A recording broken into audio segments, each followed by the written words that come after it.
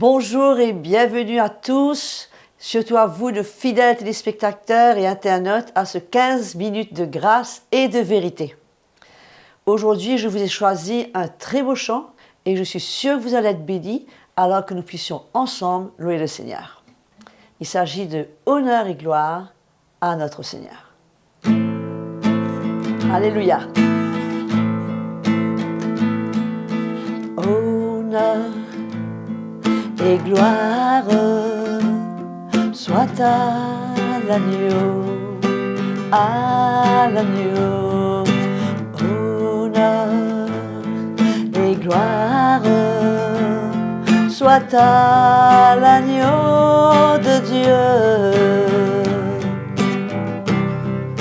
Gloire, alléluia.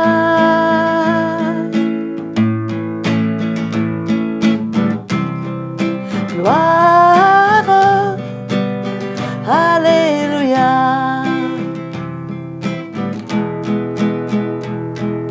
Blessing and honor be to the Lamb, to the Lamb. Blessing, hallelujah, and honor be to the Lamb of God. Glory, hallelujah.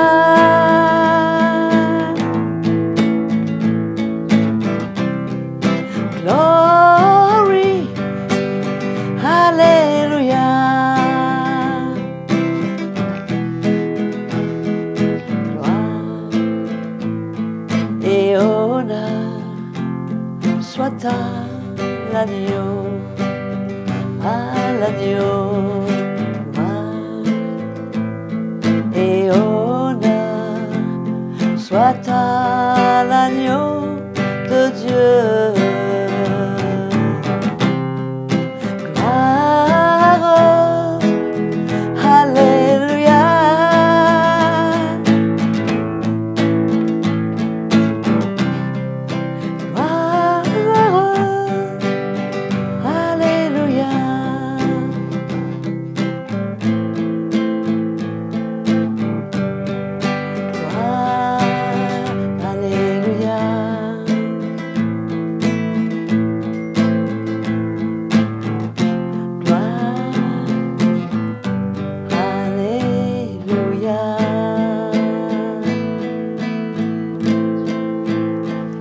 Alléluia. J'adore ce chant et je trouve qu'il est merveilleux. Nous allons maintenant accueillir, comme vous avez dû voir sur votre écran, aujourd'hui nous aurons comme invité tout spécial le pasteur Marc Labonté. Il va nous partager sur ce thème vraiment profond qui est la sanctification et plus particulièrement aujourd'hui sur l'appel de Dieu dans chacune de nos vies. Nous l'accueillons sans plus tarder. Merci Audrey pour ce merveilleux chant. Et bienvenue à tous nos auditeurs pour ce numéro de 15 minutes de grâce et de vérité. C'est un plaisir pour moi d'être avec vous pour passer ce moment autour de la parole de Dieu. Je voudrais partager avec vous l'appel que nous avons tous reçu de la part du Seigneur. Je crois que c'est clair que quand le Seigneur nous appelle à le suivre et il nous révèle clairement qu'est-ce qu'il s'attend de nous. Il nous éclaire par sa parole, par l'onction du Saint-Esprit qu'il fait reposer sur les hommes pour nous faire comprendre vraiment quel est son appel sur notre vie et en quoi cet appel consiste et qu'est-ce que cet appel met comme demande sur notre vie. Nous savons très bien que quand Dieu a appelé Abraham, nous savons que le Seigneur a demandé à Abraham de quitter son pays, de quitter sa patrie. Et dans cet appel, il y avait une coupure demandée de la part de Dieu. Il y avait une séparation. Et que nous voyons qu'Abraham a entendu l'appel de Dieu, il a compris l'appel de Dieu, il a accepté l'appel de Dieu, et comment cet appel l'a emmené à vivre une vie qui était totalement différente de tous ceux de son temps. Premièrement, il y a eu une demande de Dieu pour qu'il quitte, pour qu'il quitte sa vie passée et pour commencer une vie nouvelle sous la conduite de Dieu, en faisant confiance à Dieu et en obéissant à tout ce que Dieu allait lui demander afin qu'il devienne, afin que la lignée, afin qu'il devienne un instrument de Dieu au travers de laquelle la volonté de Dieu allait s'accomplir. Je crois que ce qui est clair, et tous ceux qui ont suivi, et Isaac, qui était le fils héritier d'Abraham, lui aussi, il avait compris cet appel. Et par la conduite de son père, par la vie de son père, par la foi de son père, il a compris, il a eu cette lumière que lui aussi, il était quelqu'un qui était séparé pour Dieu. Lui aussi, il ne pouvait pas faire de sa vie ce qu'il voulait. Il ne pouvait pas faire ses propres choix, mais il avait besoin de mettre toute sa foi dans le Seigneur et il avait besoin d'obéir. Et là, nous voyons aussi que quand Isaac et Rebecca ont eu 2 fils, et Ésaü et Jacob. Et là, je voudrais qu'on lise dans l'Épître aux Hébreux,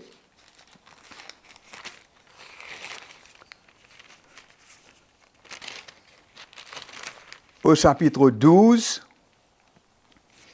nous pouvons lire à partir du verset 14. Recherchez la paix avec tous et la sanctification sans laquelle personne ne verra le Seigneur.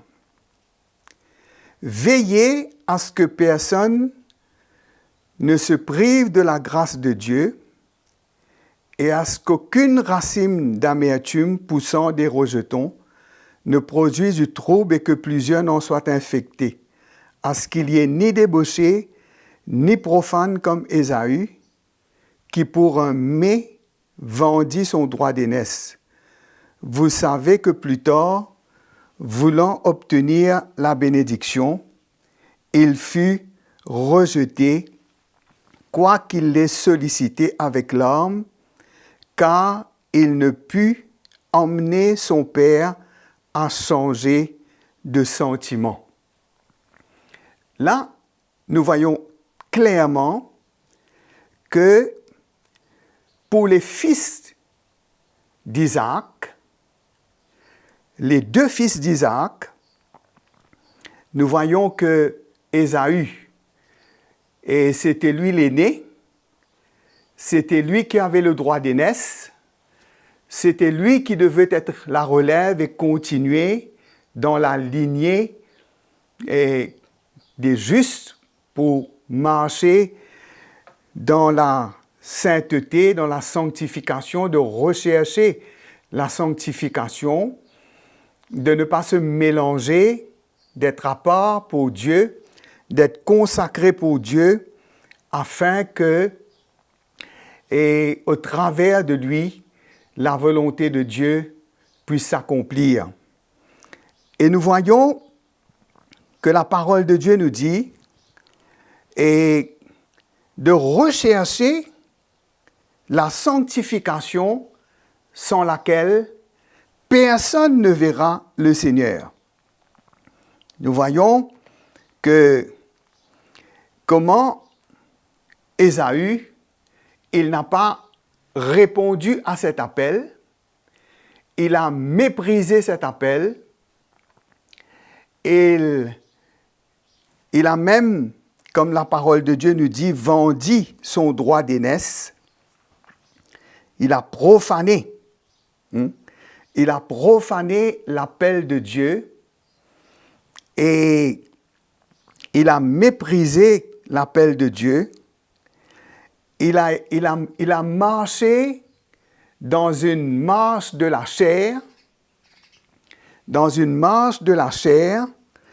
et comment cela lui a coûté cher. Comment il a passé à côté et comment quand